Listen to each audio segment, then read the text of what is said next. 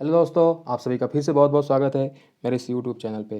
तो दोस्तों, आज हम बात करेंगे कि कभी भी जब मार्केट क्रैश होता है तो उस टाइम पे आपको ऐसे कौन से स्टॉक्स हैं जिनमें आपको ख़रीदारी करनी चाहिए, और उसमें वीडियो में ये भी दिखेंगे कि ऐसे कौन से स्टॉक्स हैं जिनमें आपको ख़रीदारी नहीं करनी चाहिए। तो चलिए वीडियो को शुरू करते हैं। तो सबसे पहले हम ये देखेंगे कि ऐसे कौन से स्टॉक्स हैं जिन्हें आपको मार्केट क्रैश के टाइम पे बाई नहीं करनी चाहिए। तो उसमें जो पहली कैटेगरी है वो है the stocks which has fallen more. देखिए, जस्ट बिकॉज जब कोई स्टॉक्स 40 से 50% गिर गया है, इसका मतलब ये नहीं कि वो जो है अब काफ़ी चीप हो गया है। ये भी हो सकता है कि जब वो गिरने से पहले जो स्टॉक्स था वो काफ़ी एक्सपेंसिव था, और इवन आफ्टर फॉलिंग 50% वो स्टिल एक्सपेंसिव है।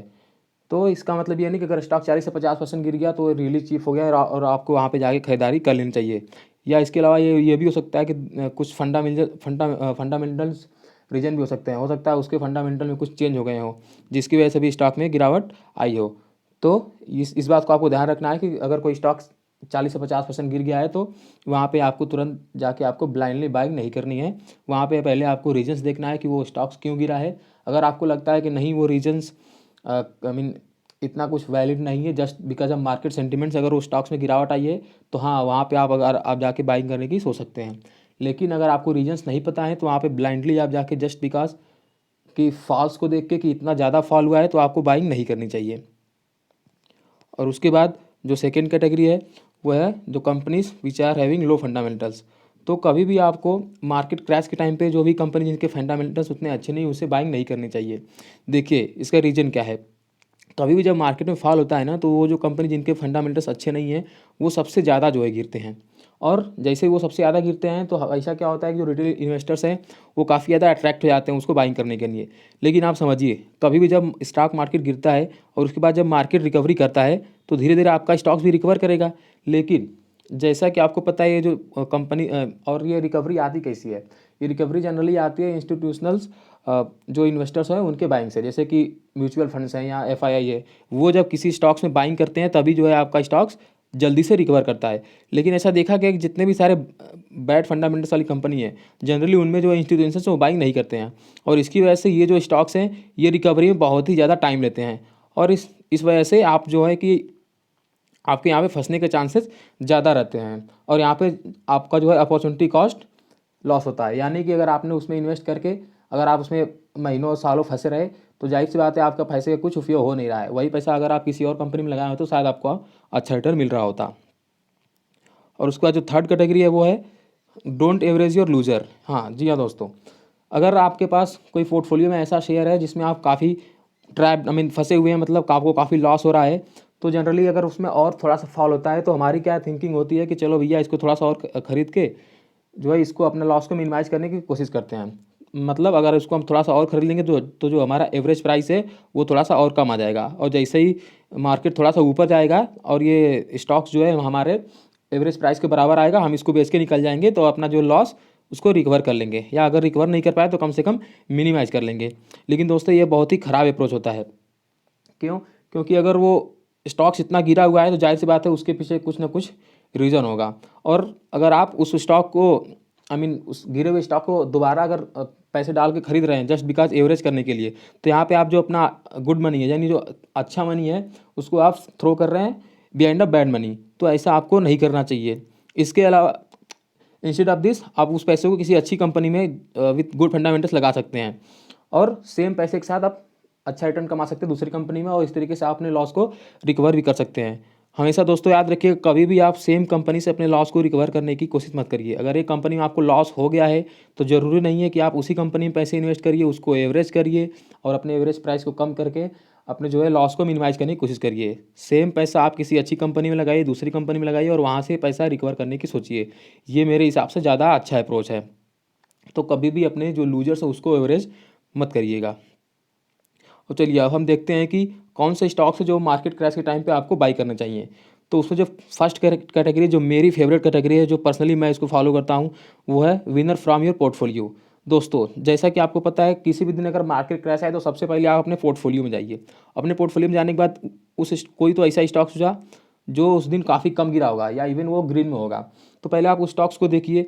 अगर मार्केट क्रैश के टाइम पे, जैसे मार्केट अगर 3 से 4% अगर उस दिन गिर गया और फिर भी अगर आपका स्टॉक्स उस दिन या तो ग्रीन में है या स्टिल कहिए कि 1% या 0.5% ही गिरा हुआ है, यानी इसका मतलब उस स्टॉक्स में अभी भी काफ़ी स्ट्रेंथ है।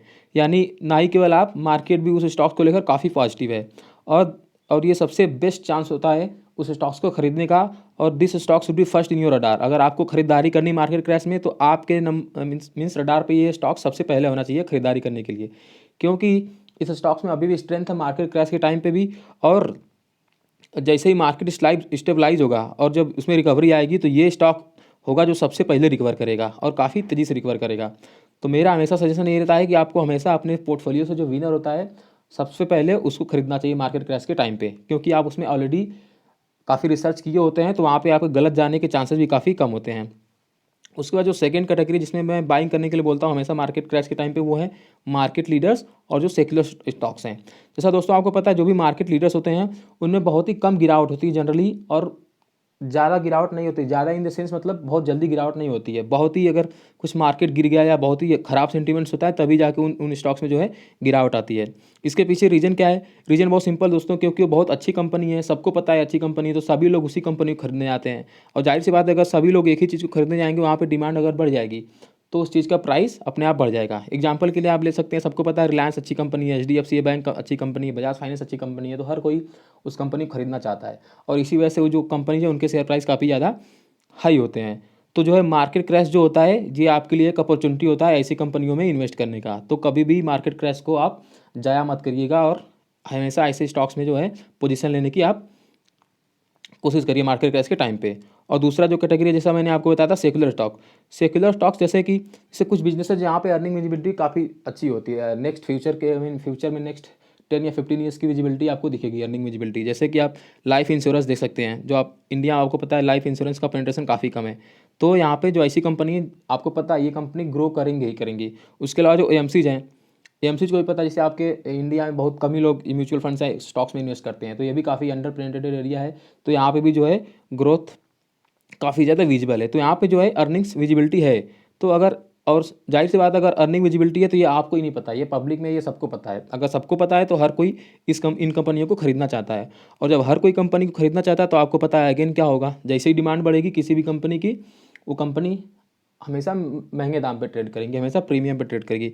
और शायद यही रीज़न आप देखेंगे, जितने भी लाइफ इंश्योरेंस या AMCs कंपनी, जैसा कि आप HDFC लाइफ देखिए, SBI लाइफ देखिए, वो हमेशा लगभग 70-80 के PE पे ट्रेड करते हैं। तो जब भी अगर कोई मार्केट क्रैश होता है, तो आपको इन कंपनियों को ज़रूर खरीदना चाहिए। और ये आपके लिए एक बहुत ही अच्छी अपॉर्चुनिटीज है ऐसी कंपनियों में इन्वेस्ट करने का। और इस एक और फ़ायदा जो है ये सेकुलर स्टॉक्स खरीदने का, कि अगर मान लीजिए आपने किसी क्रैश में इन स्टॉक को खरीद लिया और मार्केट उसके बाद थोड़ा और भी गिर गया, थोड़ा और भी क्रैश हो गया, तो आपको एटलीस्ट डर नहीं लगेगा, और आप हो सकता है और ज़्यादा कंपनी को कम कम दाम में और भी ज़्यादा खरीदने की सोच सकते हैं। क्यों? क्योंकि आपको पता है यहाँ पे अर्निंग विजिबिलिटी है, और केवल आप ही नहीं है जो इस कंपनी को खरीदना चाहते हैं, हर एक कोई इस कंपनी को खरीदना चाहता है। जस्ट बिकॉज के अभी सेंटिमेंट्स काफ़ी अच्छा है, तो कुछ लोग डर के मारे आके इस कंपनियों को बेच देते हैं। और that is the best chance and that is the best opportunity two by those stocks. तो ऑलवेज रिमेंबर दैट।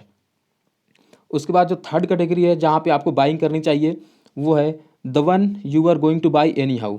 मीन्स अगर कोई कंपनी थी जो आपके वॉच लिस्ट में थी, और आप बहुत दिन से देख रहे थे उस कंपनी को बाई करने की सोच रहे थे, लेकिन उसका शेयर प्राइस गिर नहीं रहा था, इस वजह से आप बाई नहीं कर पा रहे थे।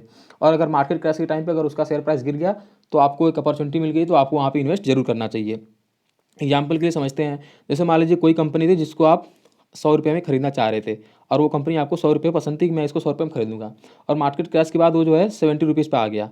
तो यहाँ पे आपको डरना नहीं चाहिए, जस्ट बिकॉज की मार्केट गिर गया है और ये 100 से 70 पे आ गया है, तो यहाँ पर आपको स्केयर हो के ऐसा नहीं होना, अब सोचना चाहिए कि हो सकता है क्या होगा कि मार्केट और गिर सकता है, जब और गिरेगा तब मैं खरीदूंगा। तो यहाँ पे ये नहीं होना चाहिए, आपको स्केयर नहीं होना है। अगर आपने कंपनी को रिसर्च किया था और अगर कंपनी आपको 100 रुपये पसंद थी, तो 70 रुपये पे तो कंपनी आपको और अधिक पसंद होनी चाहिए।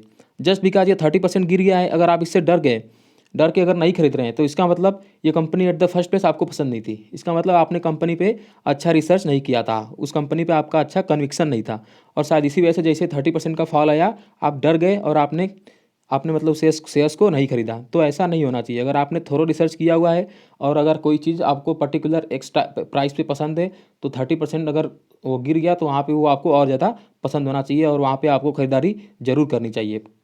और ये कन्विक्शन आपको मिले कैसे? आप अगर बिजनेस के फंडामेंटल को समझते हैं। तो इसी वजह से मैं बोलता हूँ दोस्तों, कभी भी इन्वेस्ट करिए तो हमेशा बिजनेस के जो उसके फंडामेंटल्स ज़रूर पढ़िए। वो बिज़नेस काम कैसे करता है, कंपनी काम कैसे करती है, उसका मैनेजमेंट कैसा है, और जो इंडस्ट्री में अभी मतलब कैसा क्या चल रहा है, इंडस्ट्री में टेलविंड्स है या नहीं है। इन सब सारी चीज़ों को देख के ही आपको किसी कंपनी में इन्वेस्ट करना चाहिए, ताकि इससे आपको अपनी कंपनी में कन्विक्शन मिले। और अगर थोड़ी बहुत अगर कंपनी में फॉल हो तो उससे आप डरे नहीं, स्केयर हो के आप अपनी कंपनी को बेचिए नहीं। कभी भी आपको पैनिक सेलिंग नहीं करनी है दोस्तों। आप जब याद रखिएगा, हमेशा मार्केट में हमेशा सब बोलते हैं कि buy low and sell high, कम दाम में खरीद के ज़्यादा दाम में बेचिए। लेकिन होता एक्चुअली इसका उल्टा है। जब भी मार्केट पैनिक होता है तो मीन सेलिंग ज़्यादा होती है, तो हम पैनिक में आके जो है, जो पहले शेयर महंगे दाम पे खरीदे होते हैं उसको ले आके यहाँ पे जो है नीचे वगैरह दाम पे बेच देते हैं, और ये बहुत ही गलत अप्रोच है। तो इसी वजह से मैं बोलूँगा, हमेशा जो है पैनिक होकर कभी भी सेलिंग नहीं करनी चाहिए। तो ठीक है दोस्तों, अब वीडियो को यहीं पे चलिए ख़त्म करते हैं। आई होप कि आपको वीडियो पसंद आ रहा होगा। और दोस्तों, अगर आपको वीडियो पसंद आ रहा है तो ज़रूर इसको लाइक कीजिए और कमेंट करके बताइए अगर आप किसी और टॉपिक से वीडियो देखना चाहते हैं तो। चैनल को जरूर सब्सक्राइब कीजिएगा, क्योंकि इसके बाद मैं एक और वीडियो बनाऊंगा, उसमें मैं बताऊंगा मेरे जो स्टॉक्स जो मेरे वॉच लिस्ट में ऐसे कौन से स्टॉक्स हैं जिन्हें मैं मार्केट क्रैश में खरीदना चाहता हूँ। वो 5 स्टॉक्स हैं जिनको मैं अभी काफ़ी अच्छे तरीके से ट्रैक कर रहा हूँ, और मैं मार्केट क्रैश का वेट कर रहा हूँ कि अगर किसी भी तरीके का कोई क्रैश आता है तो मैं उन 5 स्टॉक्स में जरूर इन्वेस्ट करूँगा। तो अगर आप वो वीडियो देखना चाहते हैं तो चैनल को सब्सक्राइब जरूर कीजिएगा, ताकि नोटिफिकेशन आपके पास पहुँचे और आप वो वीडियो मिस ना कर पाएँ। तो ठीक है दोस्तों, वीडियो यहीं पे बंद करते हैं। वीडियो देखने के लिए आपका बहुत बहुत धन्यवाद। आपका दिन शुभ रहे। वंदे मातरम। जय हिंद।